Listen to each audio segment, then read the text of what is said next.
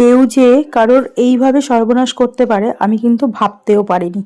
তার কারণ আজকে ছাদে এসে দেখে আমার এতটাই রাগ হচ্ছিল, কি বলবো, ভীষণই মাথাটা গরম হয়ে গিয়েছিল। জানো তো, আমার অনেক কষ্টের ফল এগুলো। আমি অনেক কষ্ট করে লাগাতে দেবে না তোমাদের দাদাভাই, আমি জোর করে করে গাছ কিনে আমি এগুলো লাগিয়েছি। সেই ফসলগুলো যদি এইভাবে কেউ নষ্ট করে, কেমন রাগ হয় বলো তো, কতটা কষ্ট হয় বলো তো। দেখো কিসে খেয়েছে আমি জানি না, আমার খুব জোর মনে হচ্ছে কাঠবেড়ালিতে এরকম করেছে। দেখো আমার ফুলকপির সব প্রত্যেকটা মাথা খেয়ে নিয়েছে। দেখো এই যে যেখান থেকে ফুলটা বেরাবে সেই কচি কচি পাতাগুলোই খেয়ে ফেলছে। এদেরকে কি করা উচিত তোমরাই বলো, আমি কি করব বুঝতে পারছি না।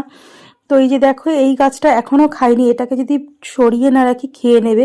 তো কিসে খাচ্ছে আমি পুরো শিওর না, তোমরা একটু কমেন্ট করে প্লিজ জানাও তো যে কিসে খাচ্ছে এগুলো। তোমাদের সাথেও যদি এরকম হয়ে থাকে আমাকে প্লিজ একটু কমেন্ট করো। আর এদিকে দেখো পালং শাক গাছগুলো সবে উঠেছে, এগুলোও খাওয়া শুরু করে দিয়েছি। কিছুটা ধনে পাতাও খেয়ে নিয়েছে। এই যে দেখো সব আগা কেটে কেটে মানে খেয়ে চলে যাচ্ছে। কি করব বলো তো, তোমরাই বলো।